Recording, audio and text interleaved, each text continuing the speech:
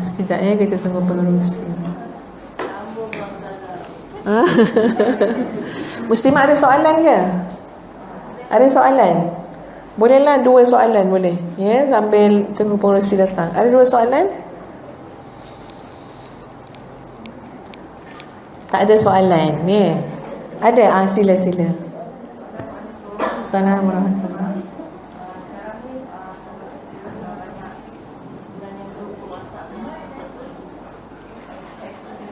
Okey, alumni ni student.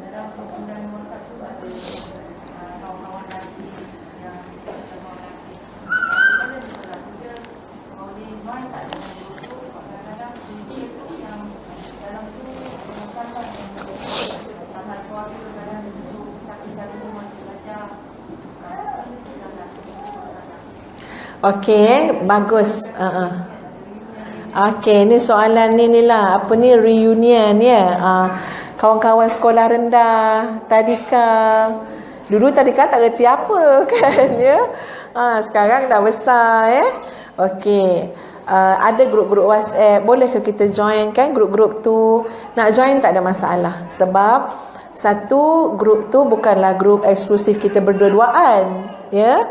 Tapi ramai kan? Maknanya apa yang kita tulis kat situ akan dilihat juga oleh sekumpulan wanita yang lain ataupun sekumpulan laki-laki yang lain. Jadi dari sudut etika ya, dari sudut syaraknya, maknanya kita tak berdua-duaan dalam mesej tu.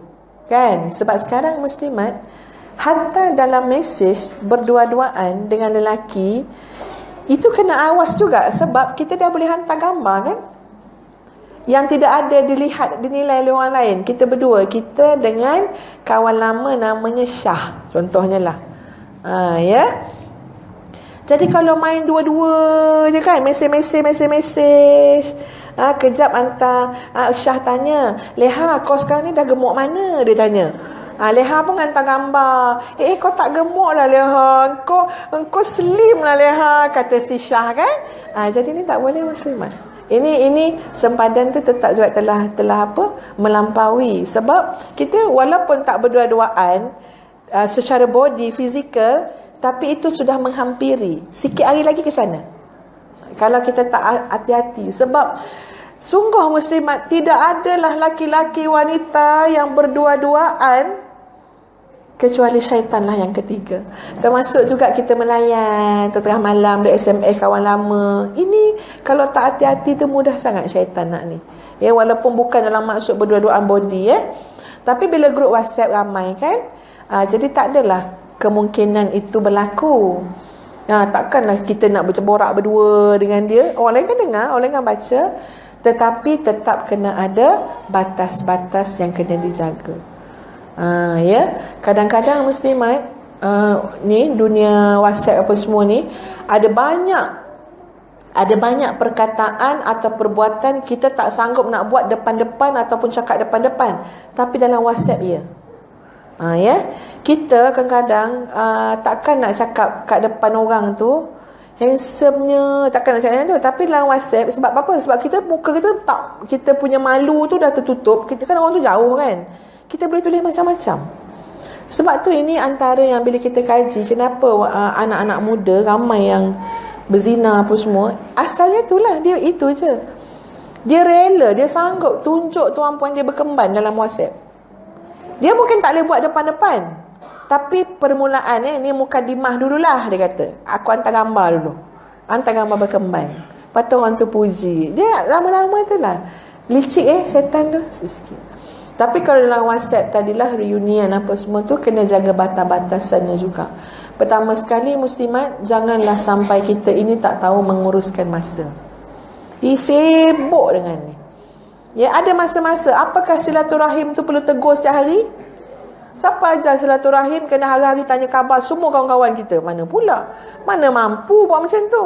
Ya, jadi ada had dia, ada batas dia. Ada hari-harinya okeylah kita bagi ucapan kan ya.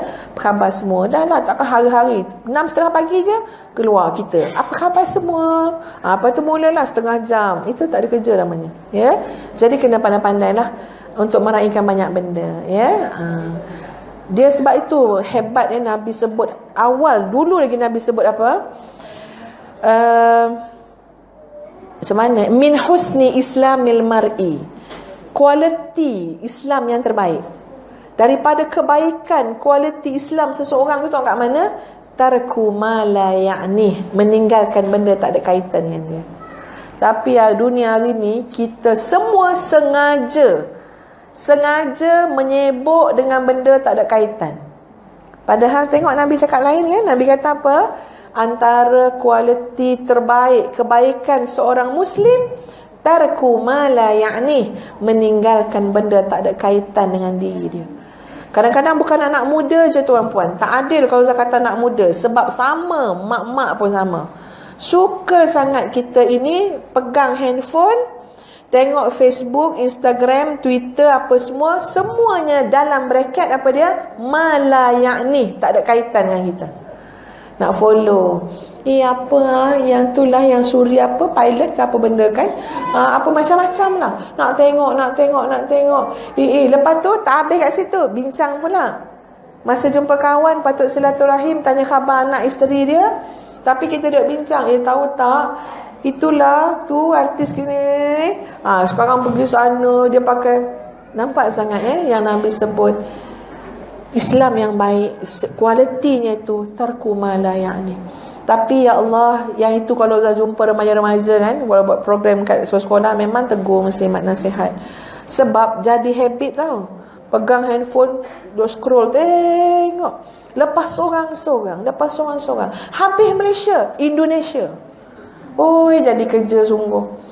Ya, kan habis Indonesia, orang putih pun sama minat kat artis orang putih juga. Tengok pula apa dibuat ke Angelina Jolie. Ya Allah. Jadi masalah dia ke Angelina Jolie bercerai dengan Brad Pitt? Tapi nak bagi tahu, itu anak tak kerti mengaji tu Kak.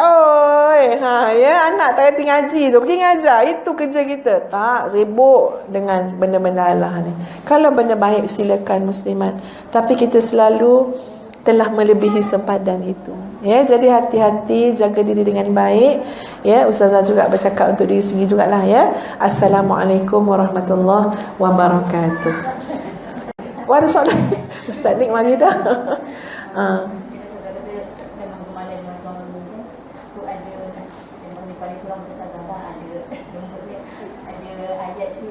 Kalau adik-beradik kita ada lelaki bawah lelaki, yang lain pun buru-buru sendiri kita kan, jadi macam suara tu garang juga. Jadi nak kita lemah kemana dengan suara. Dia macam ni muslimat. Dia setiap orang tu ada karakter dia sendiri. Kalau memang karakter kita tu tak adalah lembut sangat, jadi kalau kita buat lembut-lembut pun pelik kat lelaki kita. Ya. Dia rasa macam awak sikit tekak ke, dia cakap kan, ya, takut salah urat ke apa kan.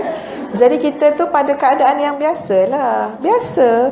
Maknanya walaupun kadang-kadang dia tak ada tone suara yang lembut sangat. Ya, kadang-kadang suara dia lah Allah jadi suara dia parau sikit kan. Tapi lembut ni dia benda yang sangat subjektif.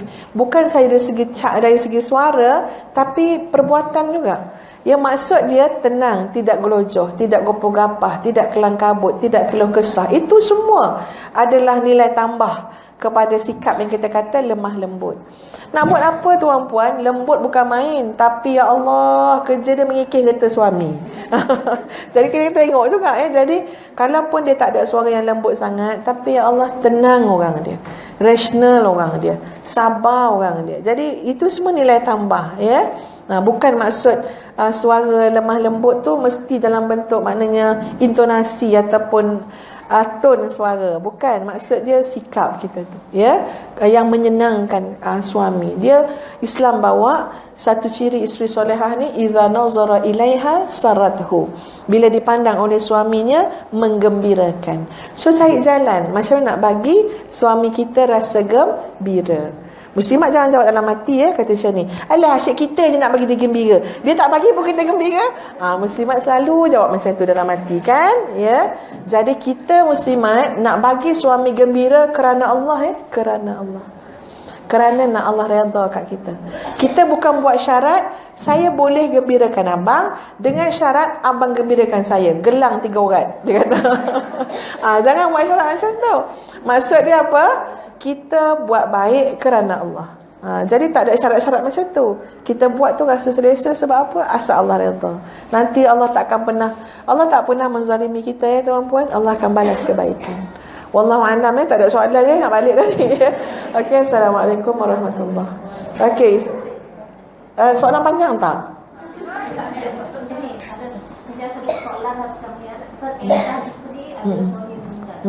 Kalau suami meninggal, lepas tu mandikan dekat surau tu kalau isteri pergi ke surau tu macam mana? Okey, ini berkabung lah ya. Seorang wanita tu dia berkabung kata suami sajalah ya. Yang lain-lain tak ada, anak ke ayah ke tak ada ya. Bila dalam tempoh iddah tu dia memang istilah dia berkabung, dia kena jaga diri dia lah. Dari segi dia tak boleh dia nak keluar tu atas keperluan sahaja, yang keperluan yang diterima dari segi syarak ya. Dan dia tak boleh berhias langsung ya, malah pakaian tu pun kena pakaian yang suram ya, sebagai menandakan masih ada lagi kesedihan ya atas pemergian suami tu. Jadi banyaklah hikmah yang lain iddah tu lah, yang suami mati berkabung.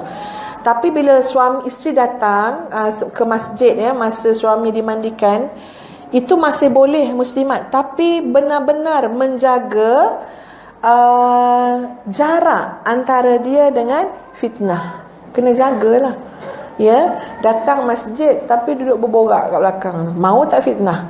Suami kena mandikan tu ya, yang dia duduk berborak. Tanya apa ni, tapuel lah, apa macam lah cerita dunia. Ini fitnah. Jadi kalau katalah kita nak tengok kan ya, nak bersama-sama, tapi kena meraihkan, jangan sampai membuka jalan fitnah tadi. Jadi pandai-pandailah bawa diri, jaga diri. Cuma ke kubur tu tak boleh lah ya. Tapi kita balik. Kita datang masa lain lah, bukan masa orang ramai tu ya, masa lain. Jadi kena jaga sebab nak elakkan fitnah ya, dan jangan pula nampak keceriaan dan sebagainya. Wallahu a'lam. Assalamualaikum warahmatullahi wabarakatuh.